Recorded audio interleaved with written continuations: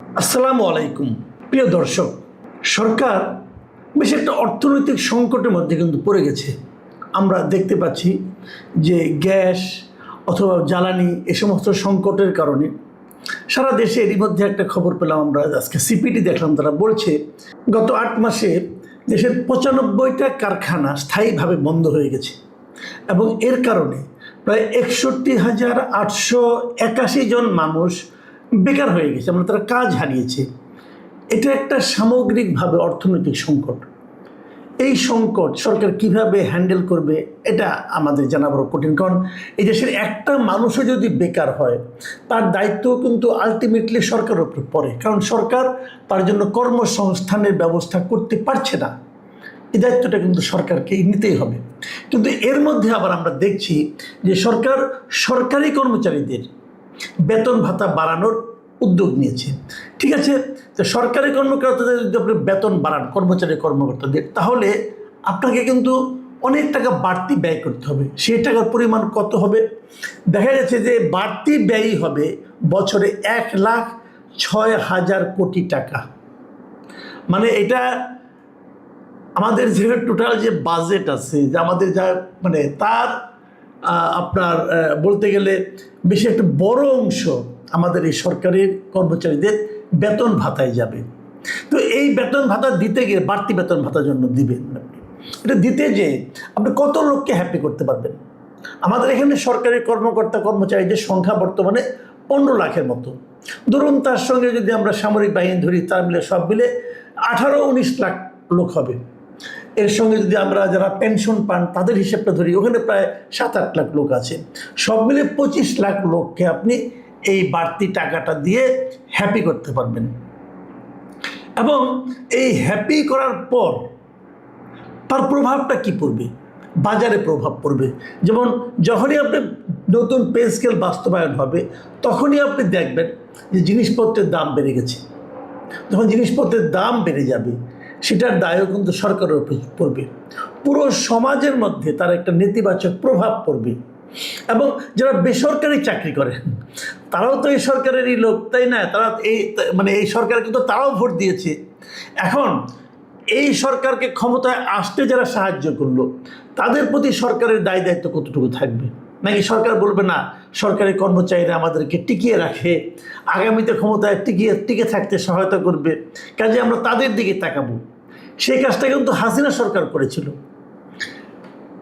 আসলে বলা হয়ে থাকে, কেউ কেউ বলেন যে এই যে পে স্কেলের ব্যাপারটা না, এটা হলো অন্তর্বর্তীকালীন সরকার একটা দিয়ে গেছে, তাদের তো বাস্তবায়ন করতে হবে না, তারা এই সরকারের উপর এটা চাপাই দিয়ে গেছে যে এইবার তুমি বুঝছো মজাটা কেমন লাগে। এখন এই সরকার মজা বসতেছে। অন্তর্বর্তীকালীন সরকার দুইটা ভয়ঙ্কর কাজ করেছে। একটা হলো এই পে স্কেল করে দেওয়া যাওয়া, যাদের বেতন আপনার ৮,০০০ টাকা ছিল তাদের বেতন ২০,০০০ টাকা হয়ে গেছে, যাদের বেতন ৭০,০০০ টাকা ছিল সর্বোচ্চটা, ৭৮,০০০ বোধ হয়, সেটা হয়ে গেছে ১.৫ লাখ টাকা। তো এইভাবে তারা বেতন বাড়িয়ে দিয়ে গেছে। এই বেতনটা বাস্তবায়ন করবে কি? তাকে তো আর করতে হবে না, ইউনিট সরকারকে তো আর করতে হবে না। এটা এই সরকার বুঝবে যে মাসের কয়দিন যায়। এবং আরেকটা ভয়ঙ্কর কাজ যেটা সেটা করছে, সেটা হলো যুক্তরাষ্ট্রের সঙ্গে একটা চুক্তি করে গেছে। এই চুক্তিও এদেরকে বাস্তবায়ন করতে হবে। যাও, কিন্তু ইন্টারেস্টিং পয়েন্ট হলো যে এই সরকার কিন্তু ইউনিট সরকারের এই কাজগুলি নিয়ে কোনো আপনার তারা দ্বিধাও করছে না, কোনো রকম আপত্তিও করছে না, তাদের সমালোচনাও করছে না। তারা যেন মেনে নিয়েছে যে ওরা যেটা করেছে ভালোই করেছে, ওটা আমরা বাস্তবায়ন করব। তো এবার করেন, কিভাবে করবেন আপনি? আপনার টাকা কোথায়? রাজস্ব, মানুষের কাছ থেকে আপনি নানাভাবে টাকা আদায় করছেন। অনেকেও তো এমন কথাও বলছে যে মাঝখানে যে বিদ্যুৎ বিলটা বাড়তি আসলো না, এটা কিন্তু সরকার একটা চাতুর্যের সঙ্গে চতুরতা করে মানুষের কাছ থেকে কিছু টাকা আদায় করে নিয়ে গেল। ভাবুন একবার আপনি, বলছে কি সবার ডাবল ডাবল হয়েছে, কারো ২,০০০, ৩,০০০। ভাবেন তো, সারা দেশের যত লোক আছে, যত লোক বিদ্যুৎ বিল দেয়, তাদের যদি গড়ে ৫০০ টাকা করে বেশি বিল দেয়, কত টাকা হয়? এবং ৫০০ টাকা করে বাড়তি বিল হয়েছে, এটা প্রায় সবাই বলেছে আমাদেরকে। তো এইভাবে ছলচাতুরি করে কি সরকারি টাকা ইনকাম করা সম্ভব হবে? ভাবুন আপনারা। আমি জানি না এটা তারা কীভাবে কী করবে, কিন্তু একটা বড় গাড্ডায় তারা কিন্তু পড়ে গেছে।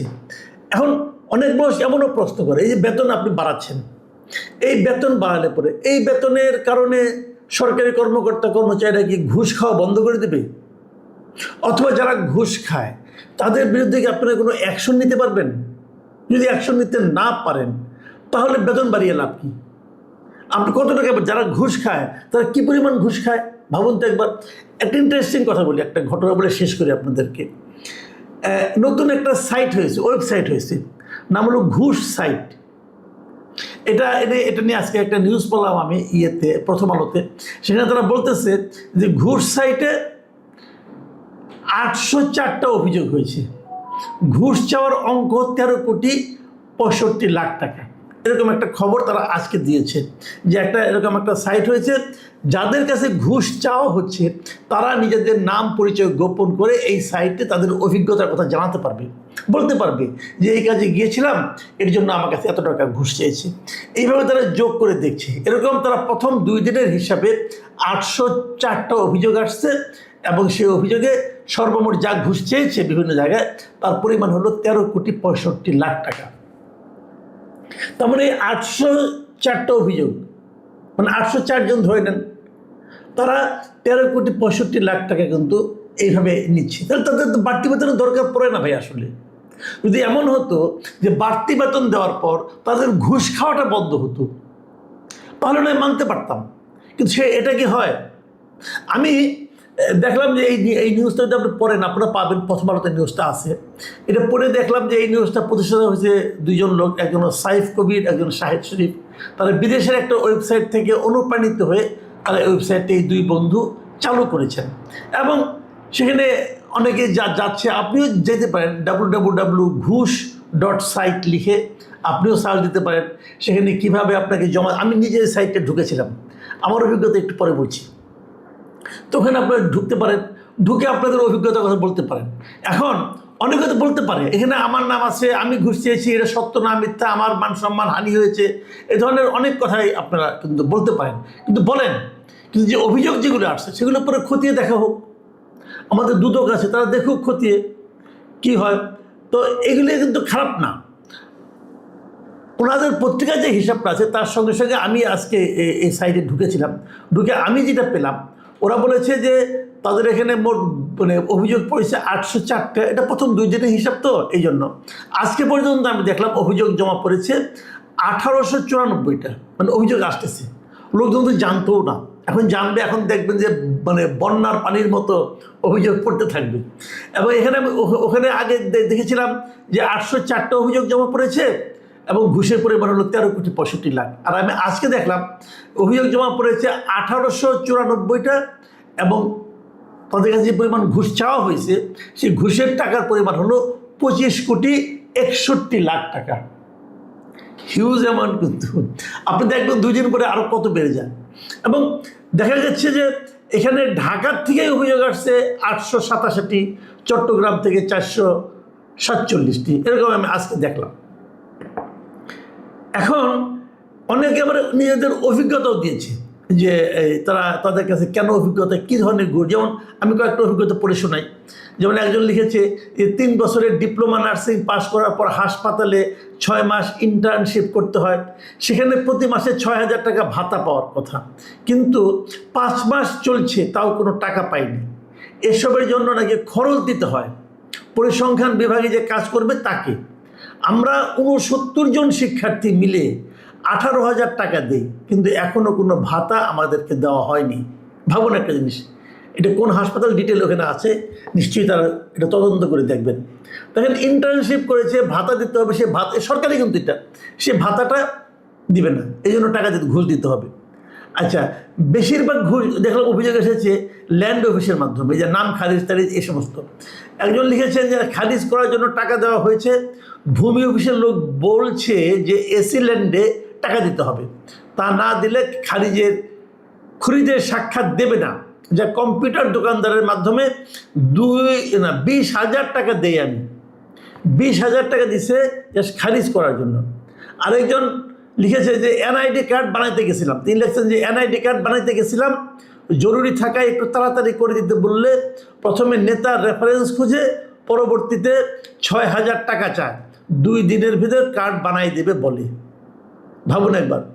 আরেকজন পানির টেস্ট করতে যেতে বলতেছে যে ওনাকে ঘুষ না দিলে উনি পানির টেস্ট রিপোর্ট চেঞ্জ করে দেন, তারপরে জনস্বাস্থ্য প্রকৌশল অধিদপ্তরের কাকরাইলের কারো একজন নাম দিয়েছে, ভালো পানিকে উনি খারাপ পানি বানিয়ে দেন, যে কেউ যাচাই করে নিতে পারেন। মানে এগুলি যে ঘটনা তারা লিখেছে, এগুলিকে কিন্তু আপনি একদম ইগনোর করতে পারবেন না। এই দেশে এভাবে ঘুষ নেওয়া হয়। আমি এই ওয়েবসাইটটা করাতে মানে আমার কাছে খুব ইন্টারেস্টিং মনে হয়েছে, আপনারা সবাই দেখবেন। এবং আমি সরকারকে বলবো যে আপনারা এই ধরনের ওয়েবসাইট করেন, আপনারা তো অনেক টাকা খরচ করেন দুদকের জন্য। দুদক কী করে? দুদকের কিন্তু আমি কোনো কার্যকারিতা দেখি না। আমি তো বারবার আগেও বলেছি যে দুদকটাকে আপনারা পাওয়ারফুল করেন, দুদকটাকে শক্তিশালী করেন, এবং দুদকটা পাওয়ারফুল হলো কিনা, দুদক ঠিকঠাক মতো কাজ করছে কিনা আমরা কীভাবে বুঝবো? বোঝার একমাত্র উপায় হলো আপনি দেখবেন যে সরকারের কোনো লোককে দুদক আটকাতে পারছে কিনা। আনফর্চুনেটলি তারা এটা কখনোই পারে না। যদি সরকারের কোনো লোককে, কোনো একজন এমপিকে, কোনো একজন মন্ত্রীকে, কোনো একজন সরকারি উচ্চপদস্থ কর্মকর্তার অপরাধ যদি দুদক ধরতে পারতো, দুর্নীতির ইতিহাস যদি দুদক ধরতে পারতো, তাহলে আপনি বলতে পারতেন যে হ্যাঁ ঠিক আছে, দুদকের উপর নির্ভর করা যায়। আমি আশা করব যে এই যে ঘুষ নিয়ে যে ওয়েবসাইটটা করা হয়েছে, এই ঘুষের ওয়েবসাইটের যে রেজাল্টগুলি আসছে এগুলো আপনারা খতিয়ে দেখুন, এবং এখানে আরও অনেকে জমা দিন, এবং এই ধরনের প্রয়োজনে আরও অনেক ওয়েবসাইট হোক, এটাও আমরা চাই। কাজে আমরা বুঝতে পারবো একটা সমাজ কীভাবে চলছে। তারপর সরকার সিদ্ধান্ত নেন বেতন কত পার্সেন্ট বাড়াবেন কি বাড়াবেন না, এবং সম্ভব হলে বেসরকারি চাকরিজীবী যারা আছে তাদেরও যাতে বেতন সরকারি চাকরিজীবীদের সঙ্গে আনুপাতিক হারে বৃদ্ধি পায়, সেই ব্যাপারেও সরকার কিন্তু একটা পদক্ষেপ নিতে পারে। প্রিয় দর্শক, আমি যেগুলি বললাম এগুলি টুকটাক কথা, কিন্তু বড় ঝামেলা কিন্তু সামগ্রিকভাবে দেশের অর্থনীতি নিয়ে। দেশের মানুষ আসলে ভালো নেই, দেশের মানুষের হাতে টাকা নেই। কিছু মানুষের হাতে অনেক টাকা হয়ে গেছে, কিন্তু সাধারণ মানুষের হাতে টাকা নেই। মানুষের জীবন চলছে না, খুব কষ্টে আছে মানুষ। যখন এটা সরকার বুঝতে পারবেন, তখন আমরা মনে করবো দেশটা ভালোর দিকে যাচ্ছে। এখন এ পর্যন্তই। আল্লাহ হাফেজ।